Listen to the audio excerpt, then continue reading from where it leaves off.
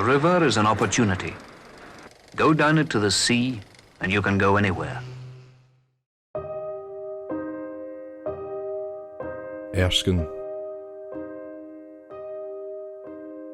Built in the Scottish Council area of Renfrewshire as a town of the future.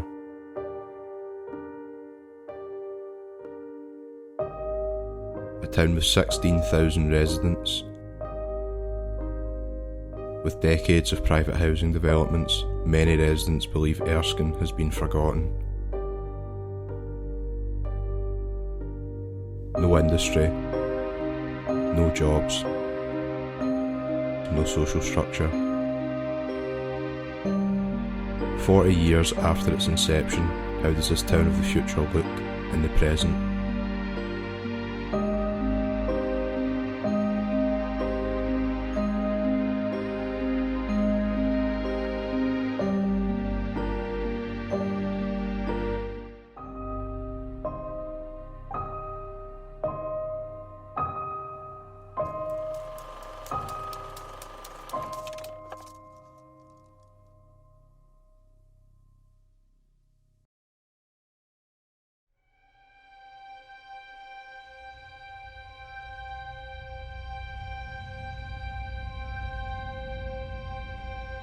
Coming home, it's one of the weird things that you sort of resent, but you look forward to at the real time. I'm from Erskine, and I do sort of resent my town in a way.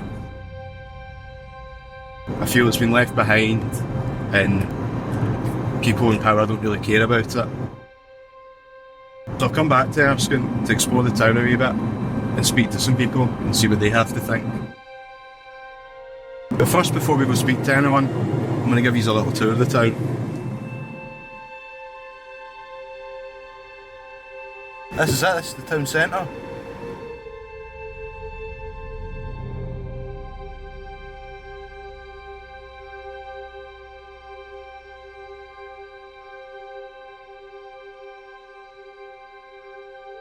So in 1970, Erskine was opened by Her Majesty the Queen. Just up there, there's a little plaque that commemorates the opening of the town.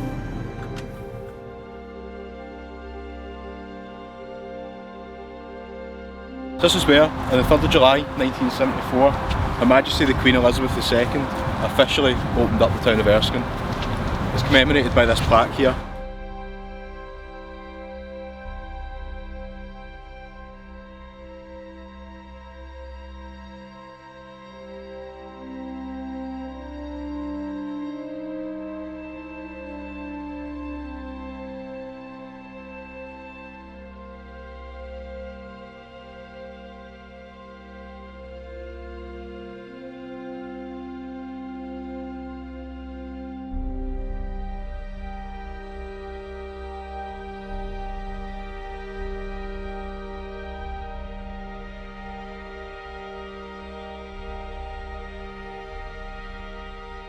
And of course, the Erskine Bridge.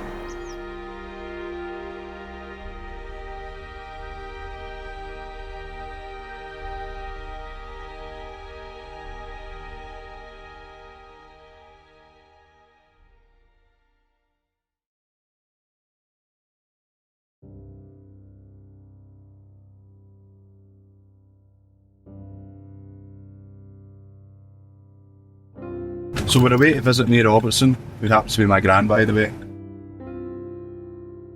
She was the second resident to move into Erskine in 1970, so she provides a fantastic insight into what the town was like back then.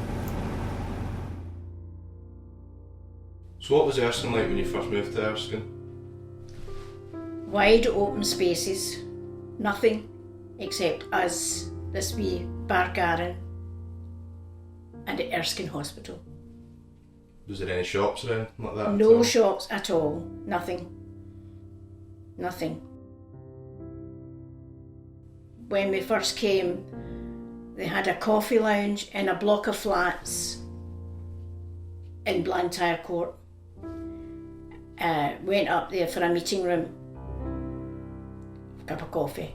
Would you say that when the town was opened that they'd maybe left some parts out that they should have built beforehand?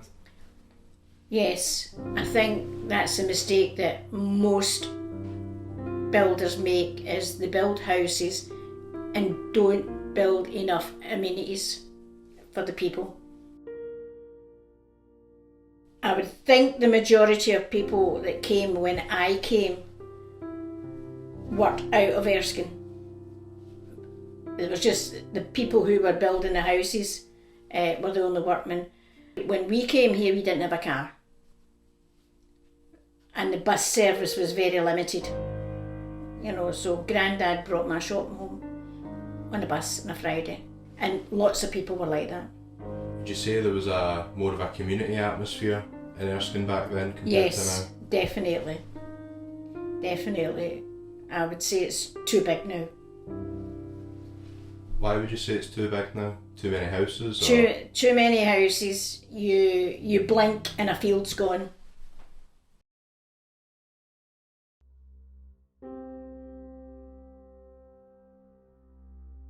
So I went to speak to Max, a young resident who is questioning his future in the town. My name is Max Curry. I am 21 and I've lived here for 21 years, so all of my life. Would you say there's many job opportunities in Erskine? No, there's not a lot to do. Your only options really are retail. You've got a couple of shops and a petrol station, so if you don't work in retail, you've not really got any options to work anywhere in or around the area. Do you think that's making people leave the area? Definitely, yeah. People find it easier to find jobs elsewhere. It'd be easier to move to find, you know, a specific career as opposed to relying on working in retail, because that's all there is around that area. So yeah. So at the moment you have to rely on your car to get about. Do you like doing this, or would you prefer to be using public transport if it was available? Yeah, definitely. It can be a bit limiting just having to rely on my car. It can be quite expensive having to use my own fuel all the time. It'd be a lot cheaper if I had access to a good bus service or train service. What do you like about living in Erskine? I like the community atmosphere. It's quite out of the way. It's nice and quiet.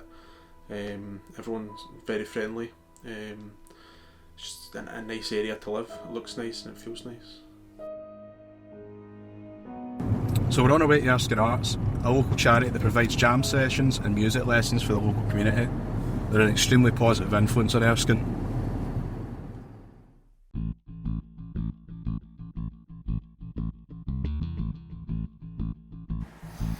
Hi, how you doing? I'm Ali and welcome to Erskine Arts. Come on in, I'll show you around.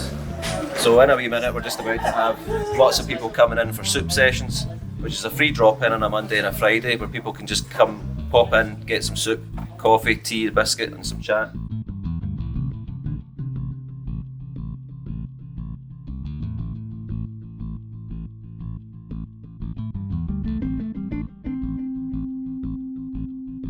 Should really have tidied up first, eh?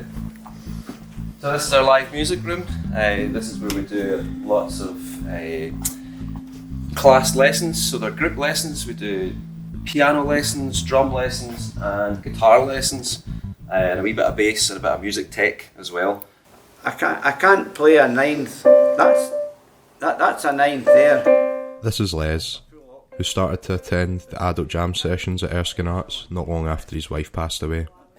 So we decided to speak to him and hear what he had to say about Erskine. One hand. Not Like that there. Barely. aye, a bit with your pinky. Aye, you're not bad. You've got quite a big hand. Monster. Do you enjoy living in Erskine? Yes. I've known nothing else except my teenage years in Paisley. But Erskine's a future town, if you know what I mean. It has just a town status, but there's no town hall. How do you define a town? You know, it's a difficult concept, but there's a few tens of thousand people in it. So I'm quite happy.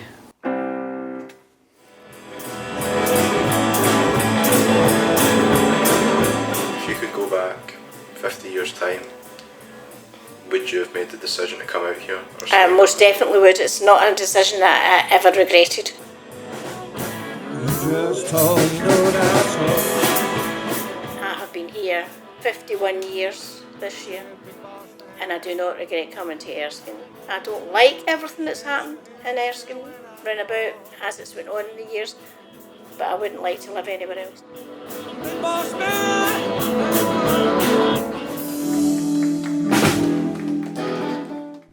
During our journey, we heard the good, the bad and the ugly from the residents of Erskine.